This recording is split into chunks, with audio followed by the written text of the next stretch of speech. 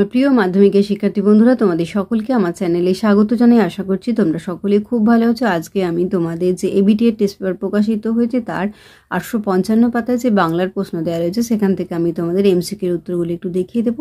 ইতিমধ্যেই যারা চ্যানেলটিকে সাবস্ক্রাইব করে নিয়েছো তাদের সকলকে অসংখ্য ধন্যবাদ জানাই। আর যারা নতুন দেখছো তারাও চ্যানেলটিকে সাবস্ক্রাইব করে নিয়ে সাথে থেকো। চলো তাহলে শুরু করছি। দেখো, একের দাগে সঠিক উত্তরটি নির্বাচন করো। 1.1 আমাদের থাকলে আমরাও চেষ্টা করে দেখতাম উক্তিটির উদ্ধৃতিটির বক্তা, এটা হয়ে যাবে গয়েরটা মেজো কাকু। 1.2 অপূর্বর বড় সাহেবের হাতে ছিল, এটা হবে গয়েরটা টেলিগ্রাম। 1.3 জগদীশবাবুর সম্পত্তির পরিমাণ ছিল কয়েকটা 11 লক্ষ টাকা।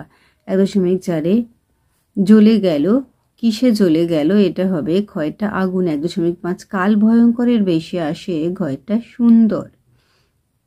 1.6 কবি গানের গায়ে মোছেন, এটা হবে গয়েরটা রক্ত। 1.7 কলকাতা বিশ্ববিদ্যালয় পরিভাষা সমিতি নিযুক্ত করেছিল কয়েকটা 1936 সালে। এরপর 1.8 দেখো, বাঙালি সাংবাদিকদের বাবু কুইল ডাইভার্স বলেছিলেন, এটা হবে গয়েরটা লর্ড কার্জন। 1.9 ইংরেজিতে ভেবে বাংলায় অনুবাদ করলে রচনা হয়, এটা হবে ক্ষয়টা উৎকট।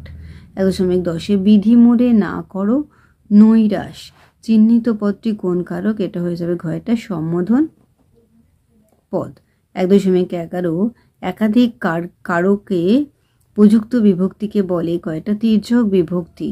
1.12 কোনটি নিত্য সমাসের দৃষ্টান্ত, এটা হবে ঘয়টা মর্মন্তর। 1.13 উপভাষা সমাজটি গড়ে উঠেছে, এটা হবে ক্ষয়েরটা সাদৃশ্য অর্থে। 1.14 বাচ্চে প্রধানত কার রূপের পরিবর্তন হয়ে থাকে, এটা হবে গয়েরটা ক্রিয়ার।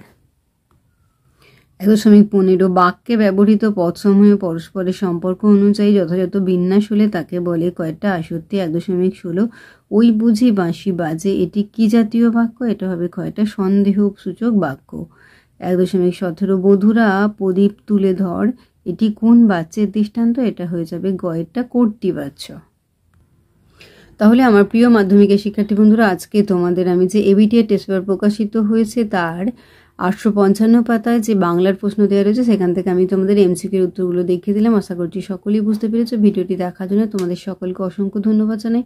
ভালো লাগলে লাইক করে কমেন্ট করে বন্ধুদের মধ্যে শেয়ার করো এবং আগামী দিনে নতুন নতুন ক্লাসগুলো পাওয়ার জন্য অবশ্যই চ্যানেলটিকে সাবস্ক্রাইব করে নিয়ে সাথে থেকো। তোমরা সকলে খুব ভালো থেকো।